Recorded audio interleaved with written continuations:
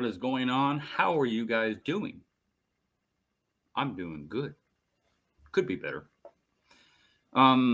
So another video, another one, said DJ Khaled. This video I'm doing back to back with the curb video. So if you're watching this either before or after the curb video that I just posted, excuse the order. Sometimes I post depending on what I think people need to see the most. This one of the latter, because it doesn't really have to do with a failure. It has to do with a homeowner. Usually I'm pushing back, not on homeowners. I'm pushing back on contractors that think that for whatever reason, the TCNA and all these organizations will save them because they follow instructions and I don't. My disappearing cup. Isn't that cool? So this one is a homeowner. The way she describes it, and I'm going to let her talk in just a few minutes, but the way she describes it, she had already built a shower. She had built an upstairs shower previously, and she used Schluter. And I've never liked Schluter from the time I knew about it. And I still don't like it. And I cringe every time I see somebody installing Schluter, Kerdi specifically, on shower walls. Shower walls don't fail. It's your ankle below. Can I repeat that? Shower walls don't fail. Shower walls don't have the water penetration that needs Kerdi on it. They just don't. If you want to be careful of something, be careful ankle below, because that's where all the failures of shower we run into. Always. I've never had a wall fail. Ever. Only time a wall fails is in a tub when they're dumb enough to put the backer board on the edge of the tub instead of the lip of the tub. Then yes, water wicks up the wall board, and yes, the 4x4 ceramic tile back in the day gets squishy because the wall board gets squishy and it fails. That's the only time. But your Kerdi would not solve that problem because water's not getting into the wall proper. It's wicking up the wall board that the idiot put on the edge of the tub instead of the lip. That's why it fails, but not because water's getting on it. So let's put that myth to rest. Then why, Bob, do you still red guard your walls? Because I have a whole pail of it and I only need half of it for the floor, so the other half goes on the wall. And it makes my customers feel good. So I still waterproof the walls, but they don't fail. So the fact that she wants, or that she did want to put Schluter on her second shower that she's building was a good choice to tear it off. And that's what she ended up doing. That she chose Red Guard. It could have been Aqua Defense, Hydroban, 8+9, Ardex. It could have been any waterproofer that she put on there. Would be a long shot, much easier, much better, arguably, than any cloth membrane. I'm talking about Kerdi specifically, but any cloth membrane would not help you. It does not make you, it does not build a better shower. And the time and effort that it takes to put that stuff on with the banding and the overlap of the banding by 2 inches and screeding off of all the thin set into da-da-da-da-da-da-da. And I'm just going, oh my God, this is literally like doing wallpaper. Literally like doing wallpaper. And my question is to a lot of people out there, especially, I don't like naming names sometimes because I don't like calling out people, but people like Landberg, people like, there's some other ones, Tile Coach used to do it a lot. And I'm not dissing any of those guys on their skill level. There's a whole bunch of them. You can see people using Kerdi all day long, screeding it off and banding this and banding and banding and banding. And even the circular pieces that go onto the shower valves are 100% unneeded. Shower valves have an escutcheon plate, and those plates have foam gasket. And when you screw those down, that foam pushes up against and compresses onto your tile. Water is not going to go down and into your shower valve. And even if it did, that foam is still there. So all those circular things that go around your, you know, on those videos, it makes them look more professional and more learned and more adaptable, I guess, to modern methods. But again, there has to be a failure in order for there to be a solution. And I'm just not seeing the failures that Kerdi and Schluter specifically mitigate. Using Schluter does not make your shower better. It makes it more expensive for real, but it does not make it any better. 100%. Anyway, I'm going to get on to her video and quit yapping and let her kind of like basically tell you the same thing I'm telling you. Let me see, how do I start this? Hi, welcome to another episode of the You Can Do It channel. I'm Annie, and I was in the middle of this project, and I don't know if it's ever happened to you where you're kind of in the middle of it and you're like, oh, I don't know, this could be an epic fail. Well, I think mine was going to be an epic fail. Just see what I'm talking about.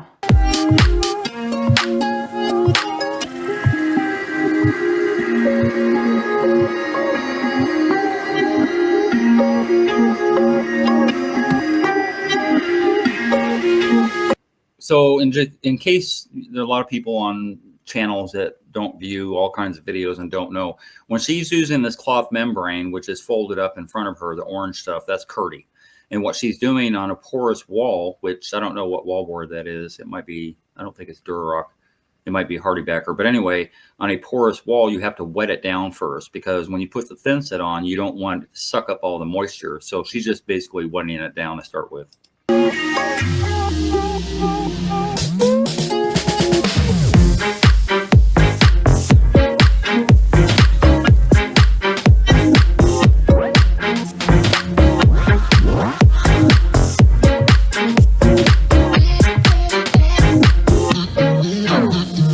And this is what I'm talking about, squeezing out. When I see tile guys using, and she's using a float, which is a good idea because you don't want to rip this material, and it would be easier to rip it with a taping knife, but you have to squeeze out all your excess thin set. Everywhere you're going, you have to, like, this literally takes, to put up 3 walls like that and all the banding and all that stuff that's necessary would take a good part of an hour, if not an hour and a half, maybe longer. Depends on how fast you work. But to do all that work, for what good? Like, it's a lot of literal labor that's wasted.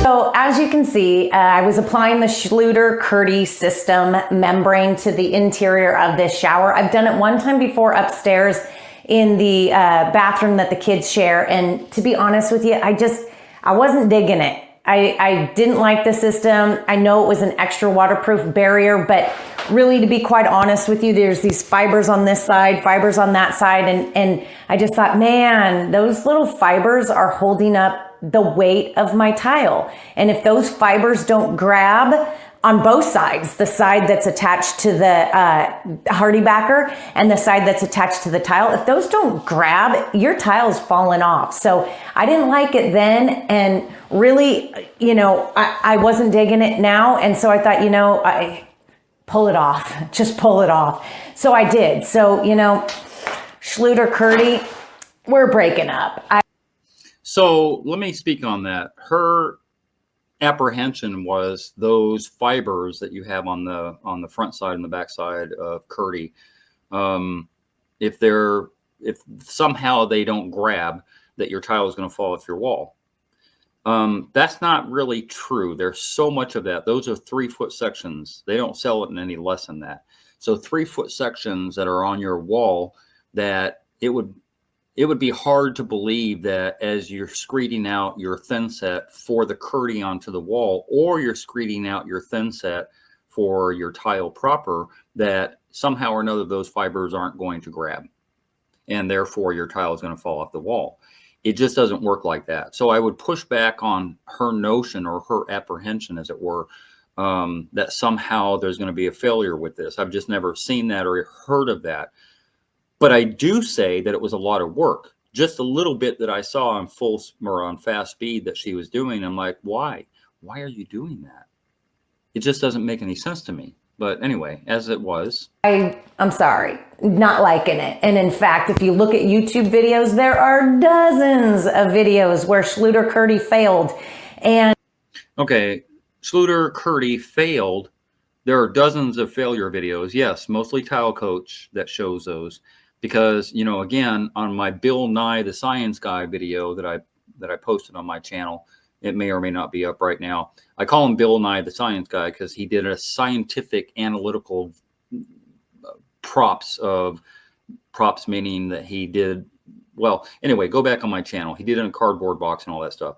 And he scientifically broke down why Isaac's videos were felonious because, well, I'm not going to get into the science of that. You can go watch the video.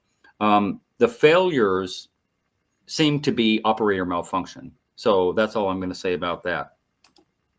I mean, yeah, anybody could have a failure with any material. I mean, you could use RedGuard and fail it.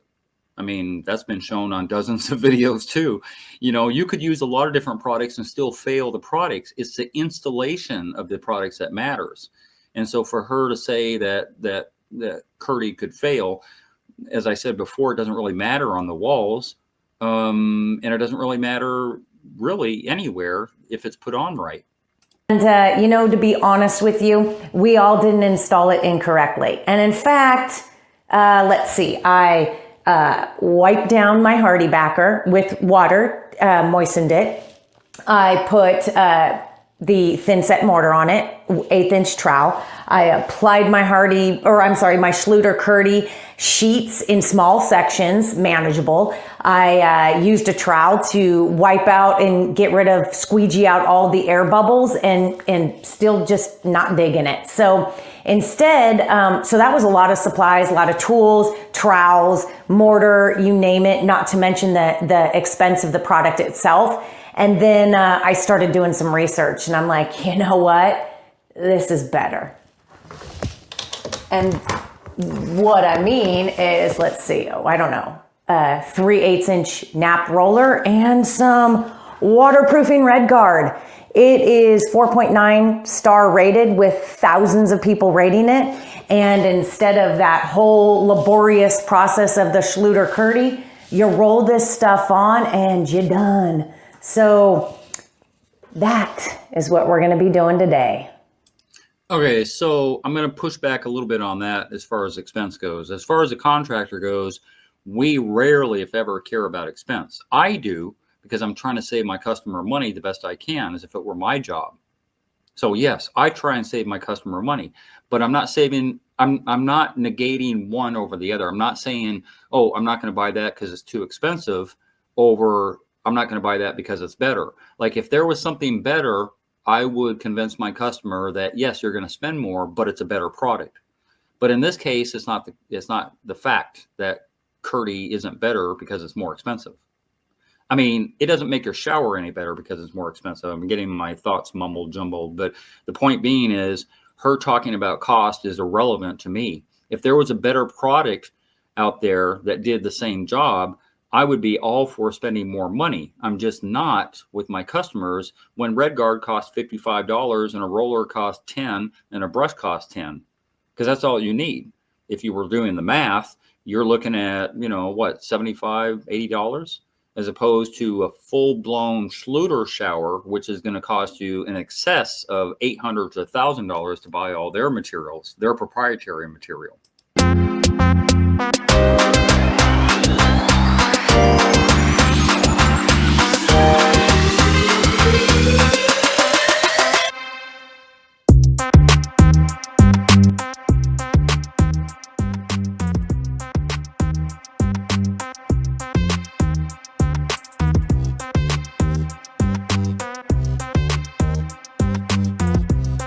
So one of the things you see on the right there, the collar, she still used the Kerdi collar, which is, again, ridiculous.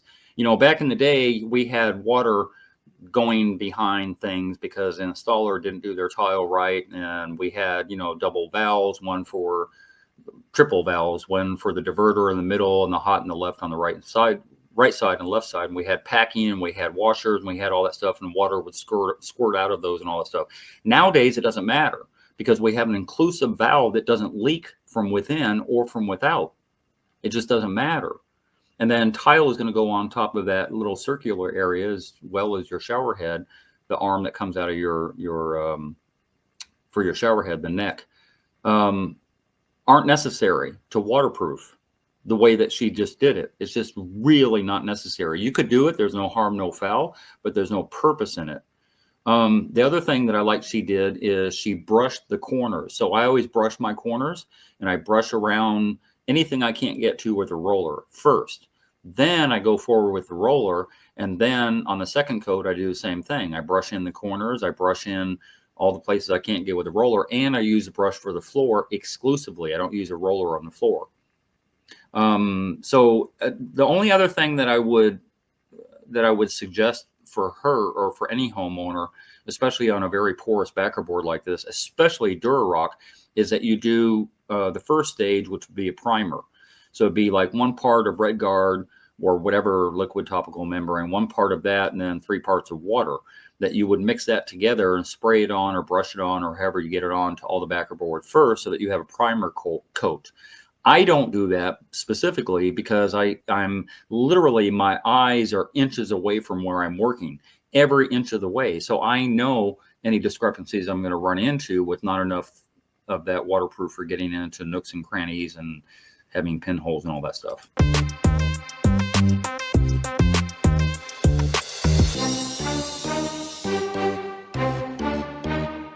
Although she did wet down the backer board, which is a little bit odd. She didn't need to do that. Wetting down the backer board with a liquid topical membrane is 100% unnecessary. It was only necessary for the sheet membrane.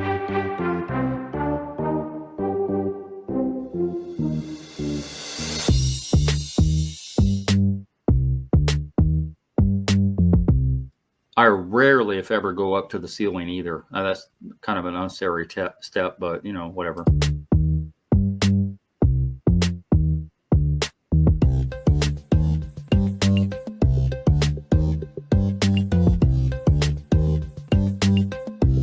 That's the second coat. Okay, I am standing in a finished shower. That was crazy simple. For the cost of a throwaway paintbrush, a throwaway roller, and 1 tub of Red Guard. So altogether, Red Guard $50, throwaway roller and paintbrush maybe another $5. I was into it, maybe $60 with tax. And it's finished. It's ready for that next step, which is of course tiling. I did go ahead, since I had them, I used the Schluter Kerdi valve sealer and the shower head sealer, and I did also have some corner pieces in there, so I put those in as well. Per Red Guard's recommendation, I have 2 full coats on here. When it's completely cured, it's this nice dark red. The rest of this is of course in varying stages of curing and drying, so it should all be this color when it is completed. And I really like this texture. It's a rubberized, almost like a rubberized mat, like a rhino guard on the back of your pickup truck. That's kind of what this is like. So I'm real excited to see how it turns out with the tiling. I don't want to knock Schluter Kerdi system, but when I went on to YouTube and saw all the other epic fails of that system, I didn't feel so bad anymore because I didn't like it. I'm believing that the bathroom I did upstairs is just gonna last me forever. But really, I mean, to be quite honest with you, I didn't even have to do this because the Hardy board in itself is a really good system just to go ahead and, you know, seal the joints and then slap your tile on. People have been doing that for quite some time. Yes, I would agree with that. And that's what I said earlier. Walls don't fail. And especially now we're not doing 4x4 ceramic, we're doing 12x24 porcelain that's 3/8 thick or bigger tile in some cases.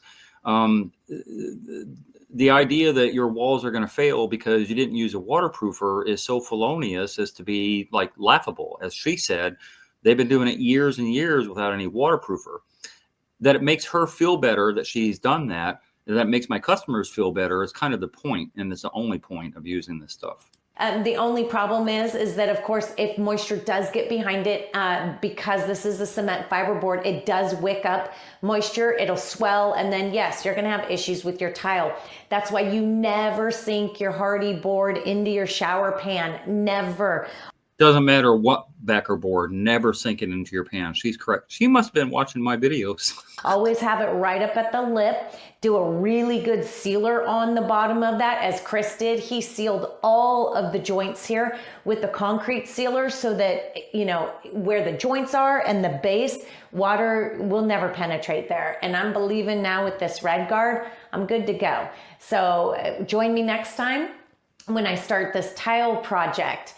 Remember to like, subscribe, and hit that bell so you get notifications. Go into our playlist titled Bathroom Remodel, and you can see everything we've done so far in this bathroom. Thanks so much for watching.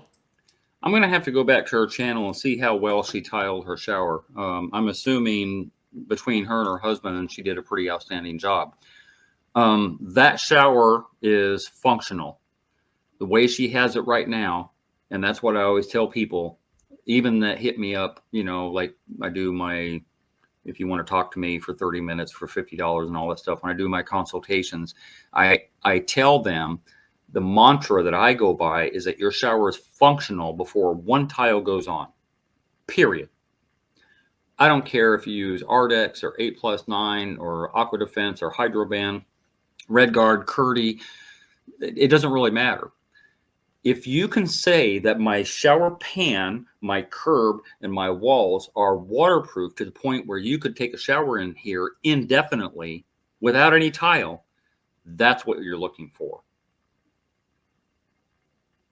Despite and regardless the fact that I said walls aren't necessarily needed to be waterproof, that's the mantra, is that the whole thing should be a monolith, that it should be completely 100% waterproof before any tile. And her shower definitely is. And she feels better about it. And the cost of it, as I said before, doesn't really matter. Whether you spend a lot of money or a little bit of money doesn't really matter to me. Money's not the issue. The issue is spending more money doesn't make it better. In a lot of cases in life, sometimes that's true, especially with tile.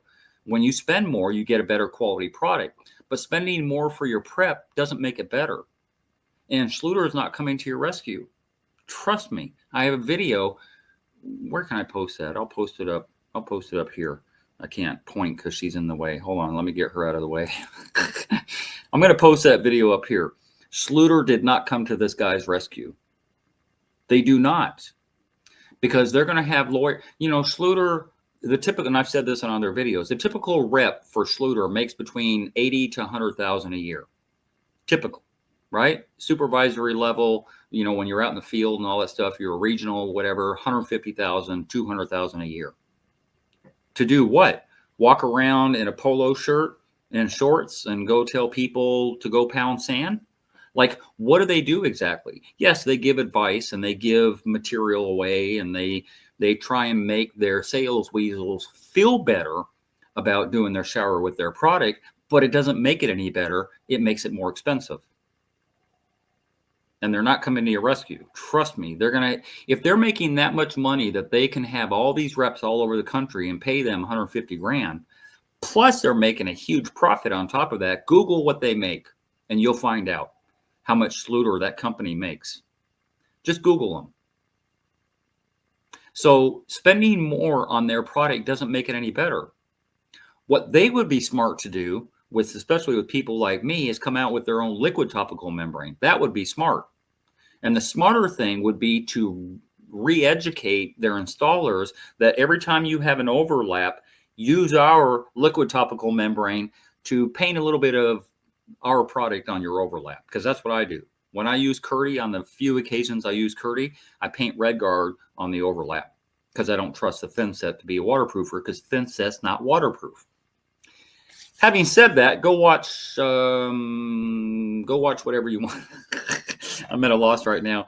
Go watch my videos, the last 4 or 5 videos. You'll see a little bit of my pushback on other people's methods and stuff like that if you're into that type of drama. It's not drama. I don't intentionally go out there and try and bash people. I really don't. What I try and do is make people think more critically. And I also want evidence. So when somebody says something to me that they're like, oh, if you don't do this, this might happen, show me the proof. Like, just show me. That's all I want. Just show me the proof. There has to be a failure for there to be a remediation of that failure. And most of these products are not remediating anything. They're just making the bank, well, making their stockholders a lot richer. That's all they're doing. But it's totally unnecessary. But anyway, that's all I have to say about that. Until next time, I don't know what the next one will be. I'm sure I'll find something.